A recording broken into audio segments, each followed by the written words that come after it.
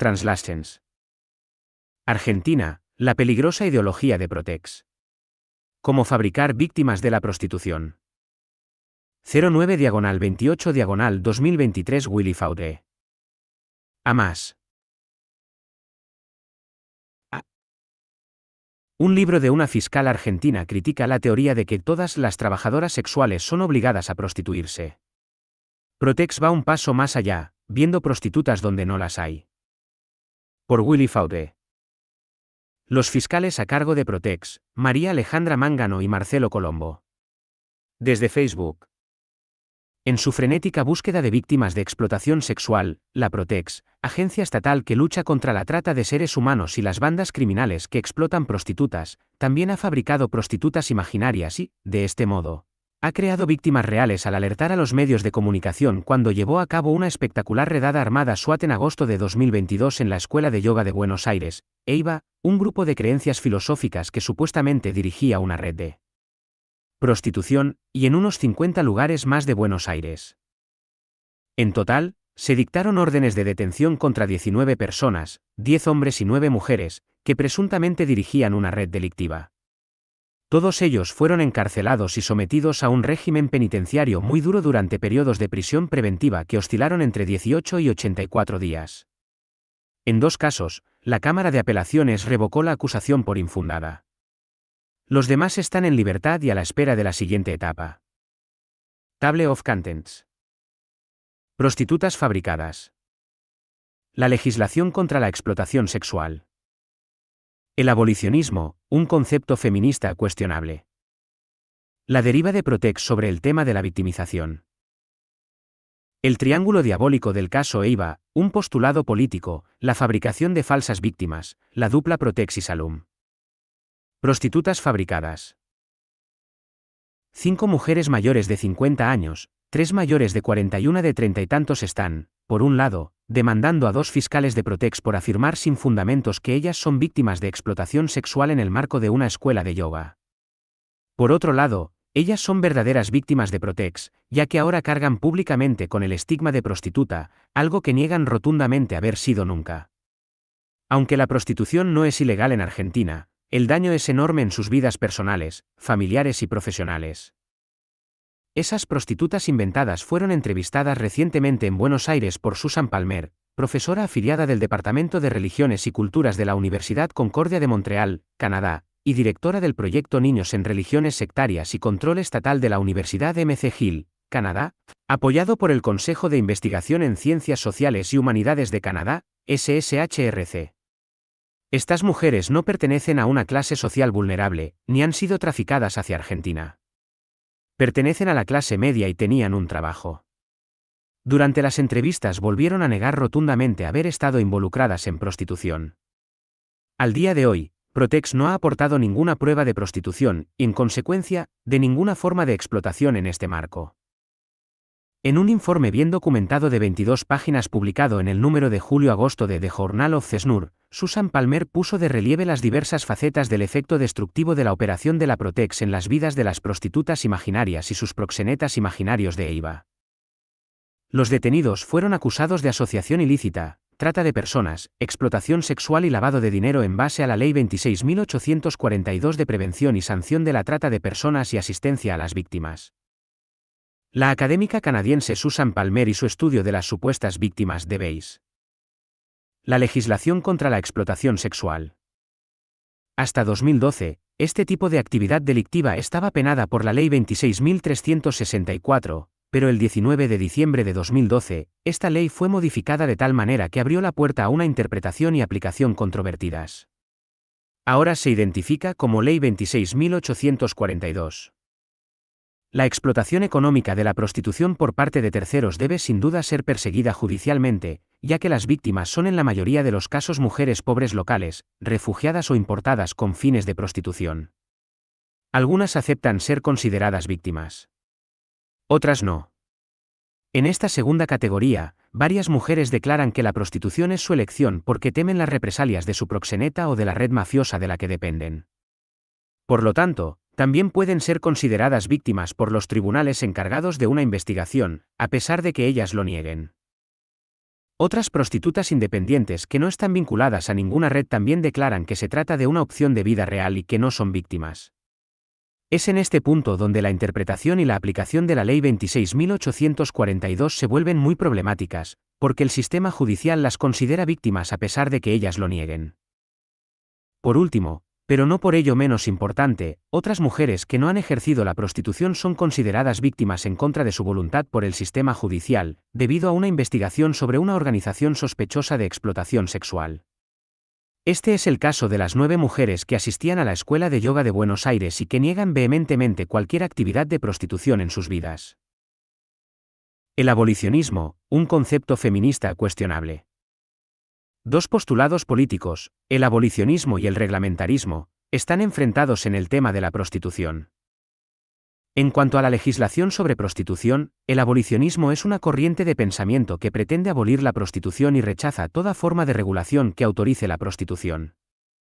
Los partidarios de ambos enfoques están de acuerdo con la despenalización de la prostitución, pero el abolicionismo actualmente considera que todas las prostitutas son víctimas de un sistema que las explota debido a su vulnerabilidad.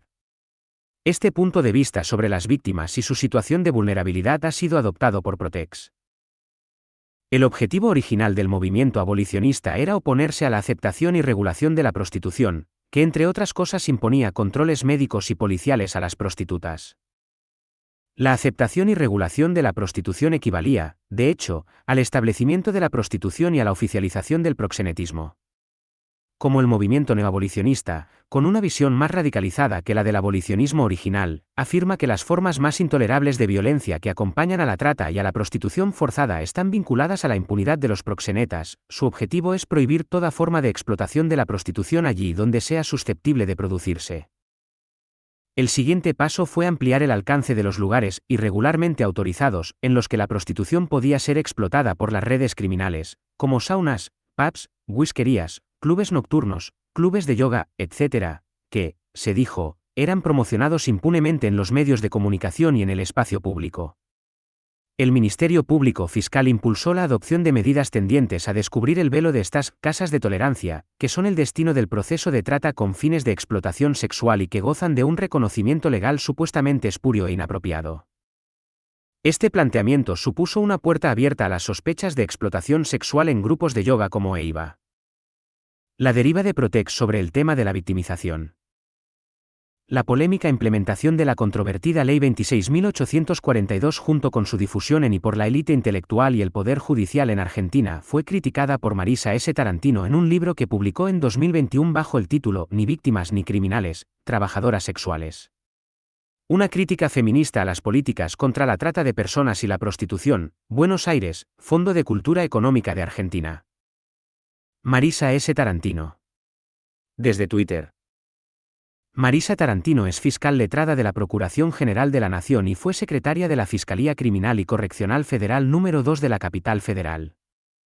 Es especialista en Administración de Justicia, Universidad de Buenos Aires, y en Derecho Penal, Universidad de Palermo. Como ha participado en talleres organizados por Protex, su opinión es aún más valiosa. En síntesis, estas son algunas de sus conclusiones.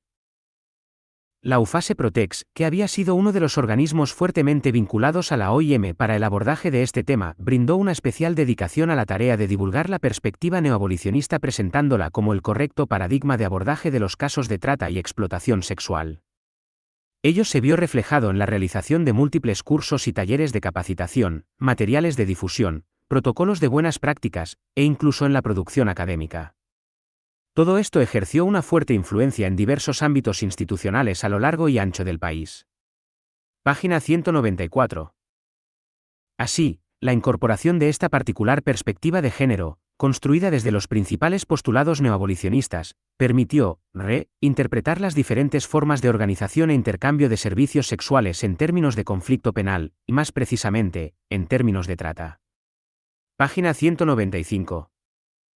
Este es el contexto generado por las enmiendas de 2012 a la Ley sobre Trata y Explotación de la Prostitución por parte de redes criminales y la adhesión de Protex al modelo político neoabolicionista que fue, mal, utilizado para justificar la represión contra EIVA. Más allá del modelo político, Protex encontró un aliado en la persona del activista antisectas Pablo Salum, que disparó todas sus flechas contra grupos religiosos o de creencias no tradicionales en Argentina, incluida una respetada ONG evangélica internacional cuyos 38 centros fueron recientemente allanados por presuntos cargos de trata. Allanamientos contra la ONG evangélica Remar. Fuente: Gobierno de Argentina. El triángulo diabólico del caso EIVA, un postulado político, la fabricación de falsas víctimas, la dupla Protex y Salum.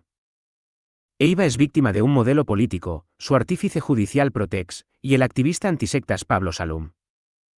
Salum, que había vivido con familiares practicando yoga en EIVA hasta su adolescencia, llegó con un valor añadido al debate.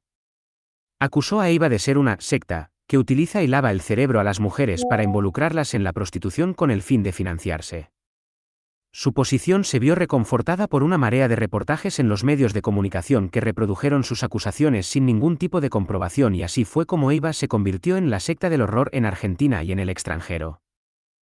Varios informes de investigadores extranjeros han demostrado, sin embargo, que Salum solo difundía fantasías y mentiras sobre EIVA y los nuevos movimientos religiosos para atraer la atención de los medios de comunicación sobre su propia persona. Algunos líderes de Protex comenzaron imprudentemente a entablar amistad con Salum, en quien vieron una oportunidad para investigar y perseguir a nuevos grupos sobre la base de la trata de seres humanos y la explotación de la prostitución. Por un lado, según Protex, las personas utilizadas para la prostitución son todas verdaderas víctimas debido a la explotación de sus vulnerabilidades, incluso si lo niegan ferozmente.